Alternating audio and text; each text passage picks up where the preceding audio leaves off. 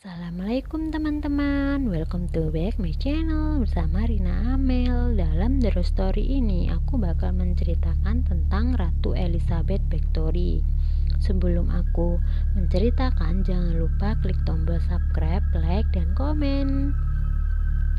Elizabeth Bathory merupakan salah satu nama bangsawan yang melegenda di Eropa. Namanya selalu dikenang bahkan setelah zaman berganti. Hal tersebut bukan karena si bangsawan yang dikenal dengan baik hati dan dermawan. Namun sebaliknya, Elizabeth merupakan wanita terkejam dalam sejarah. Dari tangan bangsawan tersebut, ia telah merenggut nyawa ratusan manusia. Elizabeth merupakan putri dari bangsawan paling kaya. Orang tuanya, Georges dan Anna, adalah ningrat paling kaya di Hungaria pada masanya. Sementara para keluarganya merupakan orang-orang terpandang. Elizabeth memiliki sepupu perdana menteri di Hungaria, sementara pamannya Stephen adalah raja Polandia. Meski ia berasal dari keluarga terpandang, namun para keluarga Bathory mempunyai sisi gila yang cukup dikenal di masyarakat.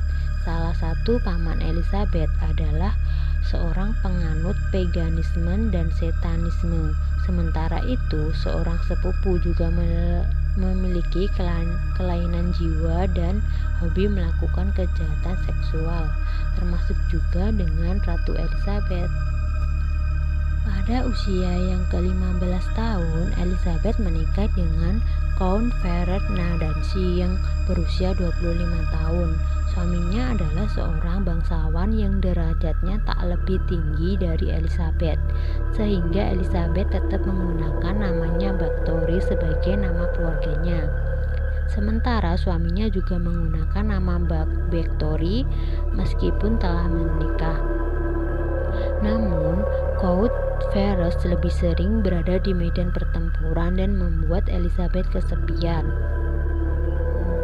Hal itu mendorongnya untuk menjalin hubungan gelap dengan banyak lelaki selama suaminya tidak di tempat. Elizabeth bahkan pernah melarikan diri bersama kekasih gelapnya, namun akhirnya ia kembali. Meski demikian, Elizabeth tetap ketagihan melakukan hal menyimpang.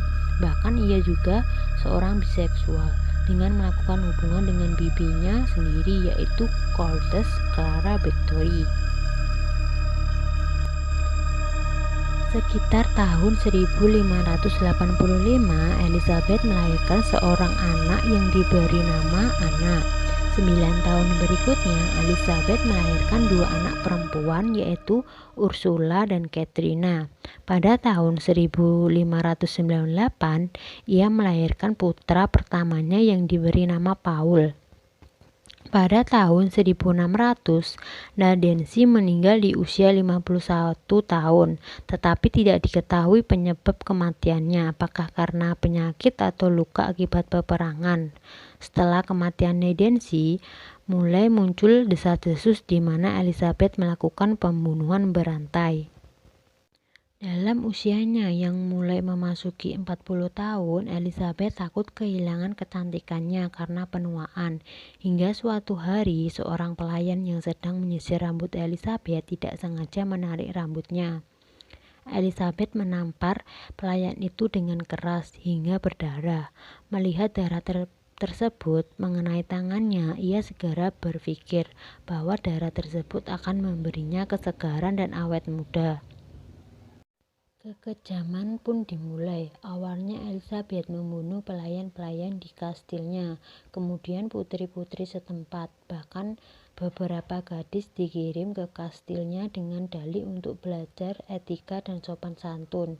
Elizabeth juga membuat lowongan kerja fiktif bagi gadis-gadis desa agar mau datang ke kastilnya.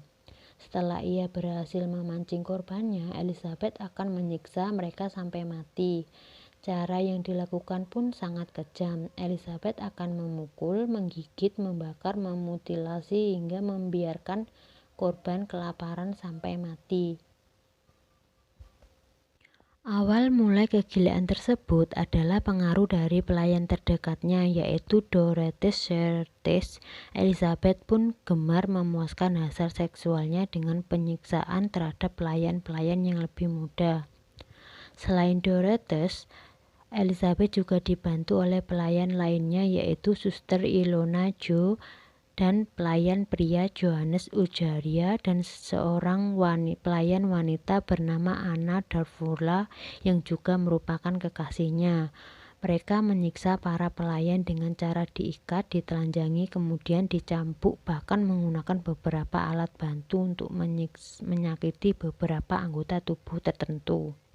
Elizabeth kemudian memerintahkan budaknya untuk mengumpulkan darah mereka dalam sebuah ember dan dituangkan ke dalam kolam pemandiannya.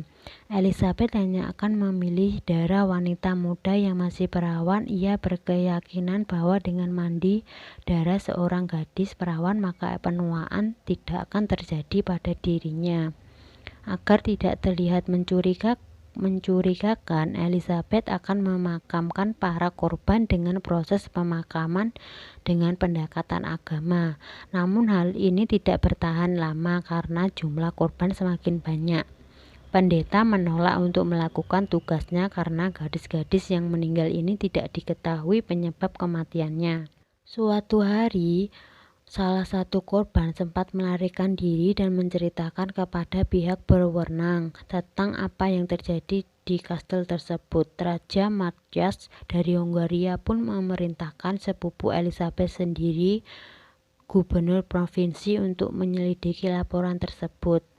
Pada tanggal 30 Desember 1610, mereka mendatangi kastil dan melihat pemandangan yang mengerikan. Di ruang utama, mereka menemukan seorang gadis yang telah mati dengan kondisi kehabisan darah, sedangkan yang masih hidup. Pada tubuh terdapat tusukan benda-benda tajam. Di ruang bawah tanah, mereka juga menemukan beberapa gadis yang masih hidup, dan beberapa di antaranya telah ditikam beberapa kali.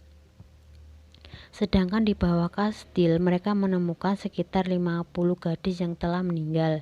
Orang-orang yang terlibat dalam pembunuhan ini, kecuali Elizabeth, dipenggal dan dikremasi. Karena Elizabeth menyandang status bangsawan, ia hanya dikurung dalam kamar tanpa jendela dan hanya terdapat celah kecil sebagai tempat untuk memberi makanan.